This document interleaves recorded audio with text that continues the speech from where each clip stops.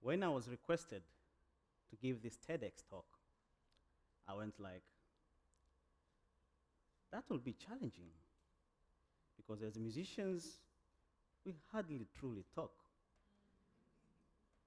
And when it comes to expressing our inner, deeper feelings, it's always through music.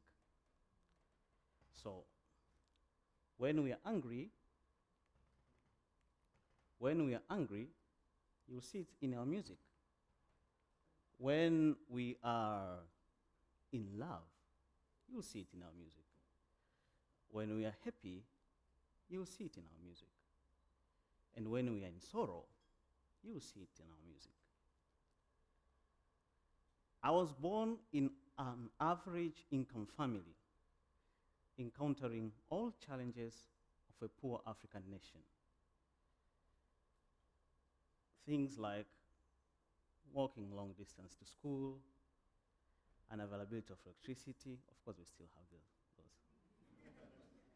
Clean water, and maybe I should say that a predicted rice, beans, and meat on Sundays. My first music experience included singing for my mother and dancing with my father. The singing went disastrous because my mother always, until to date, she says, Raymond, you have such a horrible, bad voice.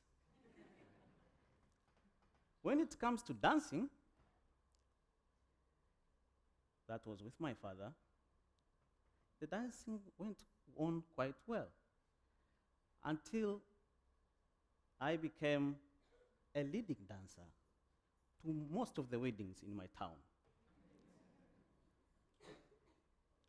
And it happened that with my dad, our repertoire went to, we danced the latest Michael Jackson records. We danced the Ndombolo solo. And also we danced the Kwasa Kwasa. The dancing went so well that at some point, I made some good money out of the weddings. Because traditionally, when you dance so well, people give you money. Our Tanzanian style.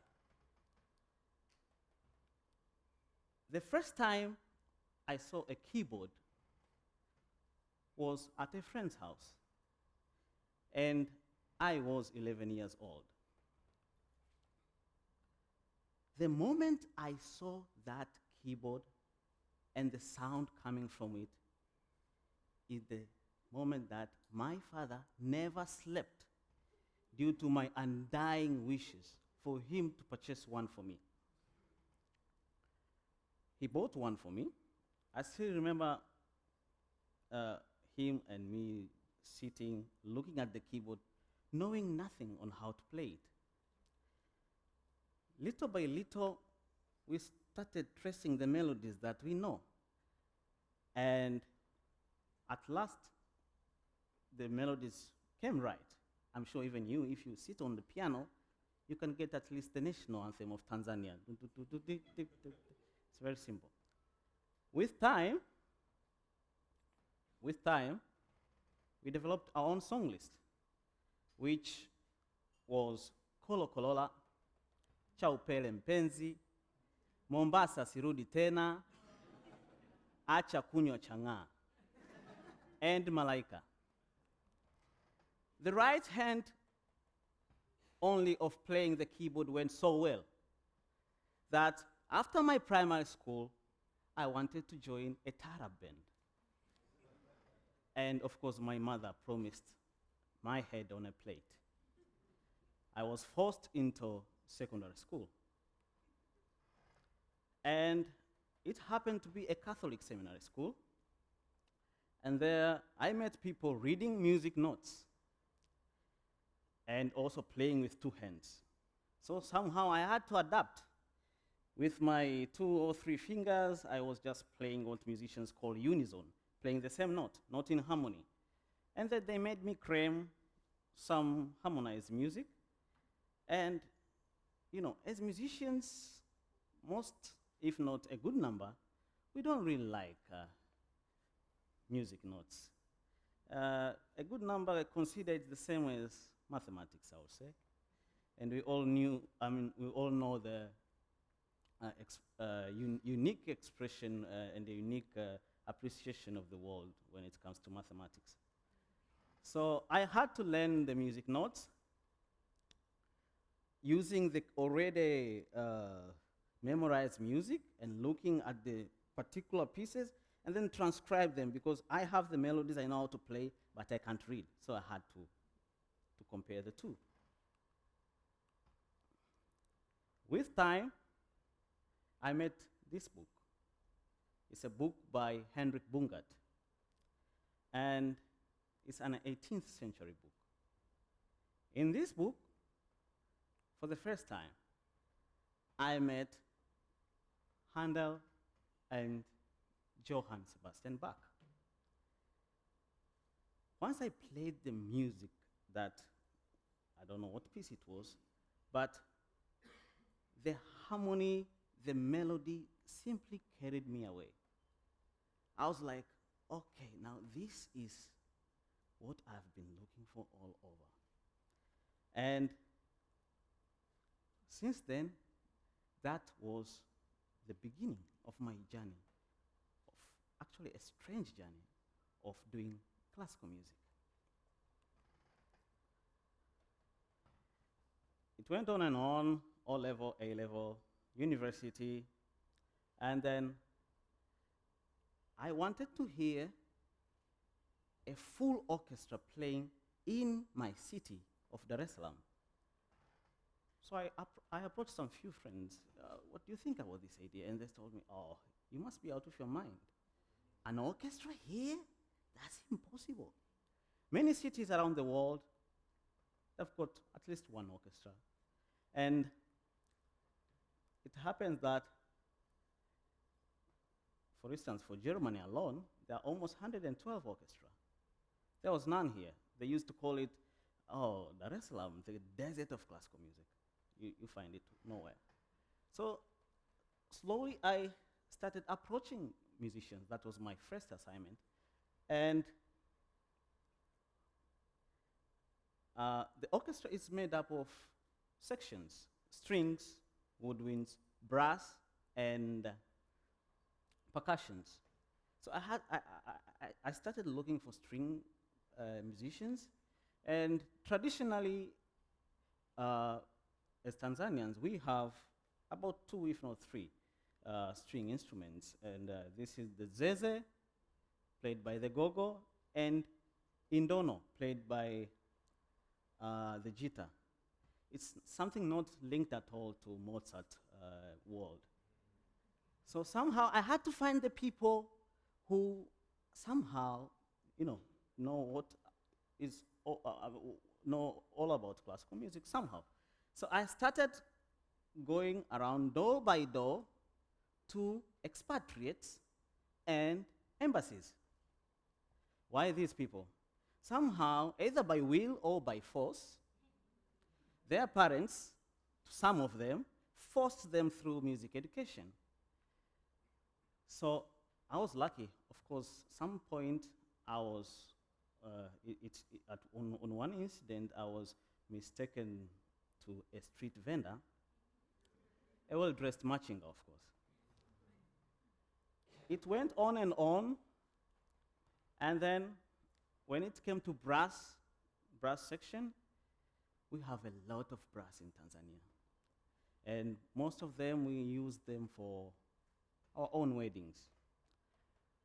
So I had a lot of brass instruments, but the other side, it was a challenge. And when I collected all those brass musicians, the challenge was the same: music notes. They can't read. And that was another problem. So somehow, I was very lucky that our local army and police bands, they can read international scores.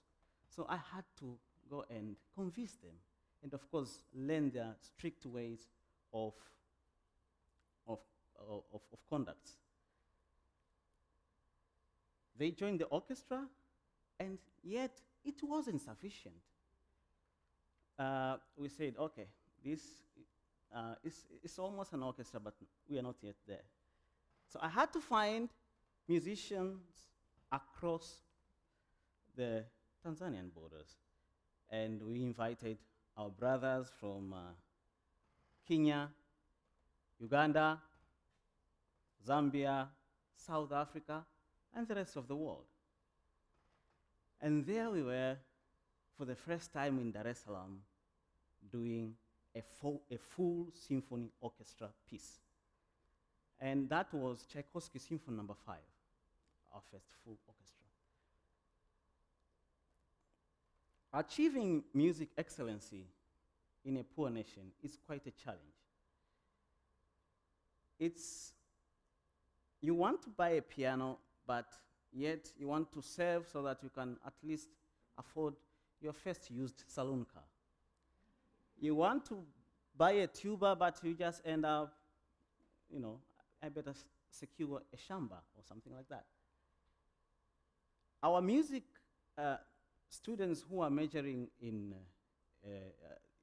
professional musicians who are studying in our university, they meet for the first time the piano or an instrument at an age of 23 or 24.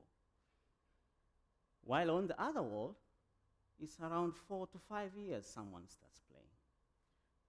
The two can never be compared, and the standards can never be matched.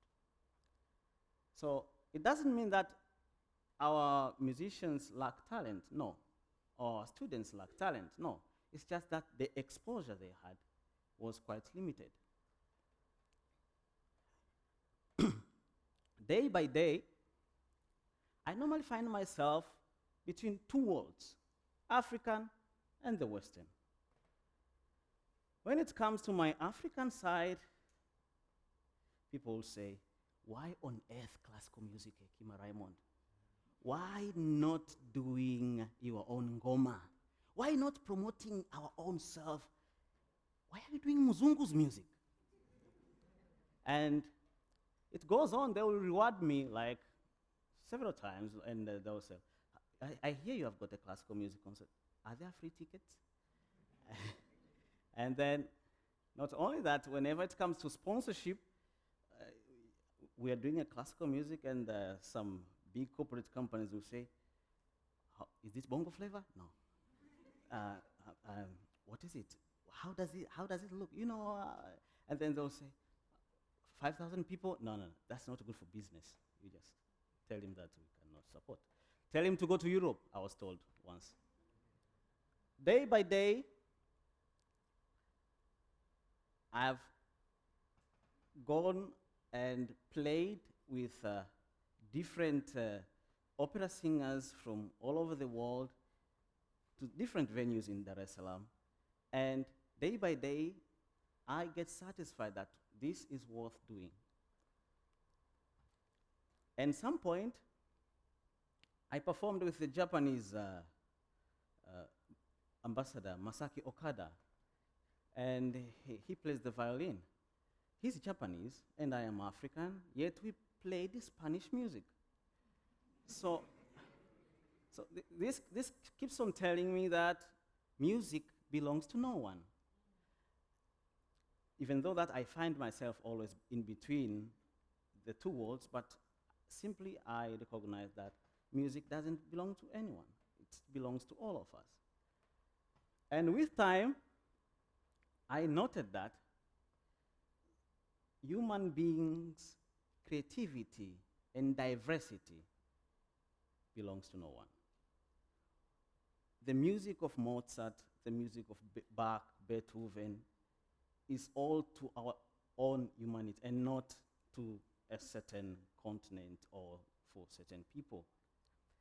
And it has proven beyond reasonable doubt with my background, my strange music journey, that if someone must always respect his or her child's passion and just help him go through with it. Because look at me, I started thinking of, joining a Taarab band after my primary school. I went to my secondary, and I remember the rector of the seminary telling me, Raymond, you need to stop playing that piano because exams are quite close. And I was banned from touching the piano for 6 months so that I passed. That went on well. And then A-level, my dad, every dad is concerned, and he told me, like, Raymond, this thing of yours with music is really getting serious. You should consider other professions, Musicians end up, I don't think you're going to make it with music. You better take medicine or finance or something like that.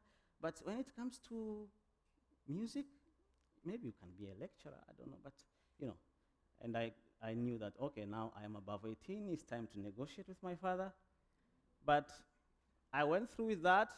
I respected his wishes, went through the university, and after that, I got a job at the Vice President's office on the Division of Environment, the National Environment Management Council. And all my colleagues, what they remember is, for 80 years that I worked there, I always didn't care much about the per diem. Per diem for a government official always matters. But I kept on doing that because my passion was on the other side, and I kept on doing concerts. And when I look at the money and I look at what the heart needs, I just say, okay. So it's reached the point that I decided now it's time to retire. I retired from my very good job, and I am trying to raise awareness of classical music in this strange world of mine, to which is not its origin. And I thought this story is worth to share with you. Thank you very much.